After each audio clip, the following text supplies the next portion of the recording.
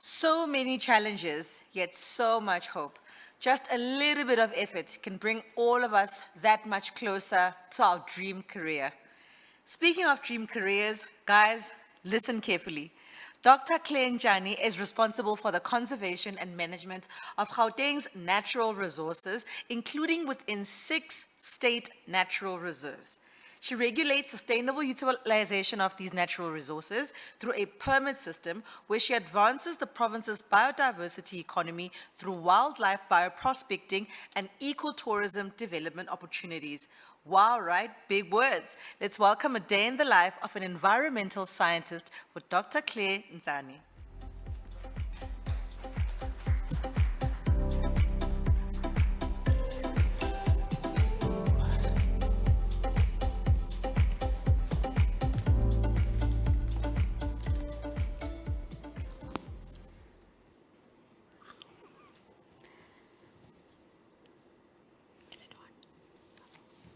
Hi, guys. Okay, I know you're waiting to hear about a day in the life of an environmental scientist. I'm not a scientist, I used to be a scientist, but now I manage a portfolio of scientists within the environmental sector, and that is Directorate Biodiversity Management in the province. So in terms of this portfolio, we are responsible for the conservation and management of the province natural resources, and that is our plant and animal species and the ecosystems. The ecosystems, that is your wetlands, your rivers, the reserves, the ridges. That is where the species or the plants are housed or accommodated.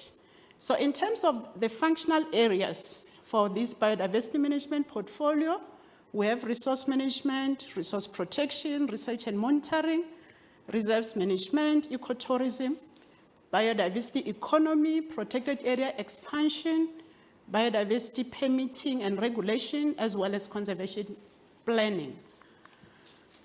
So now, what is biodiversity? So I thought I can quickly introduce you to biodiversity. So that is the variability of life forms, species, and the habitats where they are found. So you can see different species there and within the various ecosystems.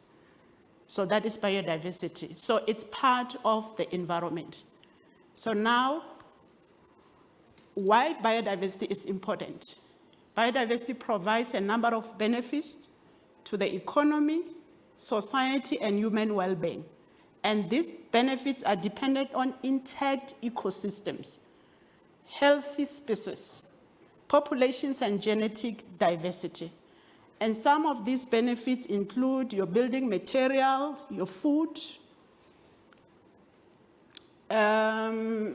sense of place when you go to a nature reserve for recreational purposes or hiking. Medicine, you'll see I've already mentioned biodiversity economy on the previous slide. So in terms of biodiversity economy, we have a sector called bioprospecting, where we utilize our plant species. So hence I'm indicating medicine there. And of course, job creation, we have rangers in the reserves and other host of job opportunities. I'll get into that right now. So in terms of a day in the life of an environmental scientist, how does it look like?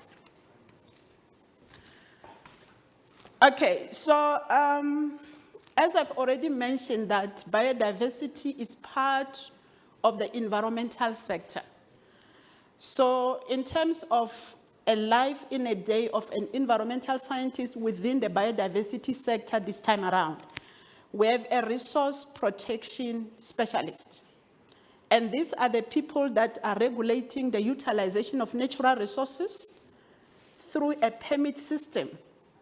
So in other words, a rhino, before you know the laws around species of importance such as rhinos, your other wildlife, the big five, your elephants and all that. And some of those species fall within a category called threatened or protected species. and that is our top species there. And then this permitting system, we also utilize for the regulation of trade in endangered species. Now that is an international trade. So that's what we do in terms of regulation using that permit system. So, so in terms of the qualification that you require to be in this field, you'll need to have nature conservation qualification or wildlife management or environmental management inspectorate, because there is an element of law enforcement there. So those are our resource protectors. So they are more into legislation and regulating the utilization of species on that regard. Now, then we move to ecotourism. So in the nature reserves, that was already mentioned, we have the 6 in the province. I'm sure you know of other nature reserves, but in terms of the state-owned, under the Department of Gauteng and Rural Development, we have 6, and that is the Seker Bosrand, the AB Bailey, the Murray Vale, just to introduce you there, the Leeuwfontein. We also have the Alice Glockner, as well as the Dimension 5, right? Okay, I'll come back to the last one just in case. So in terms of those reserves, we have ecotourism function. We accommodating or receiving guests, paying guests to come for accommodation, recreational activity, hiking and all that. And then, so obviously hospitality services is also offered there, as well as nature-based guiding. So in terms of qualification for this one, you will need to have a tourism or hospitality qualification, as well as environmental education, because we also have environmental education programs that we undertake or host in the nature reserves. We have our environmental education accommodation facilities, where schools come in and spend a weekend, and of course be taken through environmental education programs. And then in terms of guiding activities, I've already mentioned that those are our nature guided activities, such as hiking and walks, and as well as, you know, driving in terms of your, what we call game viewing. So some of that you will pay in the reserves and then be able to book for those services or do your self-driving activities. So you'll need as well as nature guided activity in terms of you undertaking that as a qualification. So for resource managers, these are the people that are responsible for the management of species and the ecosystems. Then they will rehabilitate as well the degraded areas or ecosystems, as well as eradication of alien or invasive species. I'm sure you might have heard about, you know, how dangerous some of these alien invasive species are, especially to water courses. When, you know, if they infest your rivers, then, you know, they reduce water quality and quantity on that regard. So it's very important that we remove or eradicate these species. And then we also have a functional area called biodiversity expansion and stewardship. And for this one, we are responsible for expansion and consolidation of protected areas network in the province. Using, for, of course, your legislation, the Environmental Management Protected Areas Act, to declare those areas as protected areas. So for that one, you will therefore need a qualification in nature conservation planning as well. And then we also have biodiversity economy. I've already mentioned that when I was introducing, I think in one of the introductory slides.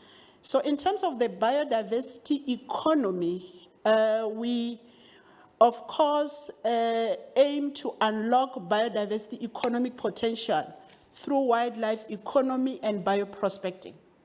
So now what we do here, it's your whole host of your wildlife processing value chain, your hunting industries, and meat processing and all that.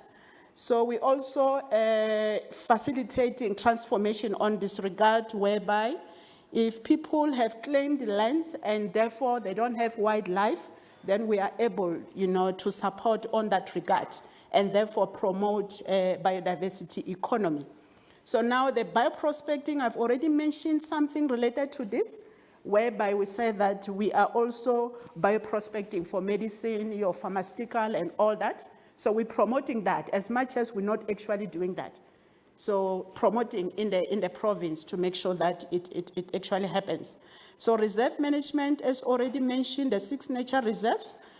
To ensure territorial integrity of the nature reserves, we do law enforcement patrols, fence maintenance, fire management, and species management. You remember our species, those are the plants and animals.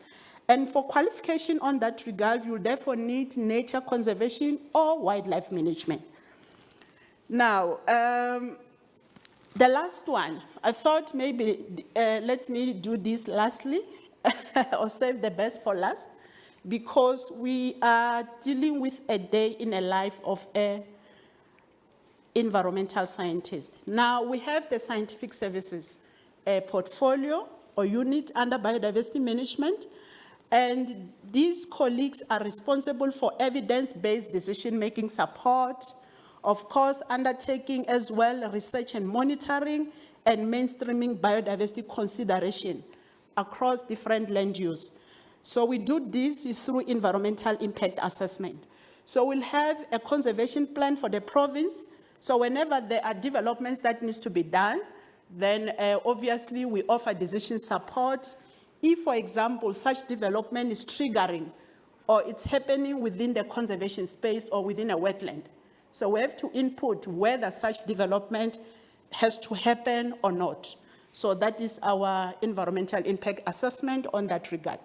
So and then we also do bioregional as well as conservation planning and social ecology. And that is our stakeholder engagement. Now, for scientific services to be, for you to be part of that, you need to, you can be a science manager there, given your years of experience and qualification. And for qualification on that regard, you need, it's a minimum requirement, it's a master's in science. Of course, in natural science, because we're dealing with biodiversity science. And then you'll have professional scientists, and minimum requirements there, you need an honors degree also in those fields, natural sciences. And then a specialist scientist, minimum requirement is a doctorate. For a specialist scientist, this is someone who manages a certain program or specializes with a certain program. And of course, the scientists as well, they do that. But if, for example, we talk about a program, aquatic program, whereby you'll have different type of aquatic systems there. So that is the main program that, for example, a specialist scientist will then manage, because then you'll have your limnologist, you'll have your river health scientist, you'll have your wetland scientist. All these are part of the aquatic program, just to give an example there. So, yeah, I've already mentioned your wetland, your river health, limnologist as part of our aquatic team. And then we also have the fauna and flora team. And then under that portfolio, we have the invertebrates, a mammal specialist, and as well as scientists that are responsible for birds and reptiles in terms of research and monitoring. And then we also have a botanist. These will be colleagues that, do research and monitoring on especially threatened and rare species in terms of the plant component. And then we have our conservation planner. I think I've already mentioned this. These are the people that are responsible for the conservation planning in the province. So they are responsible for the conservation plan, and then they also assist in terms of municipality bioregional planning. And then the fourth profession under scientific services, or the last one, is a research technician. That is your entry level, and for that you will need at least a diploma in any of the fields that are already mentioned, and their main responsibility is monitoring. Yeah, so all those units, other than scientific services, are led, each is led by a deputy director,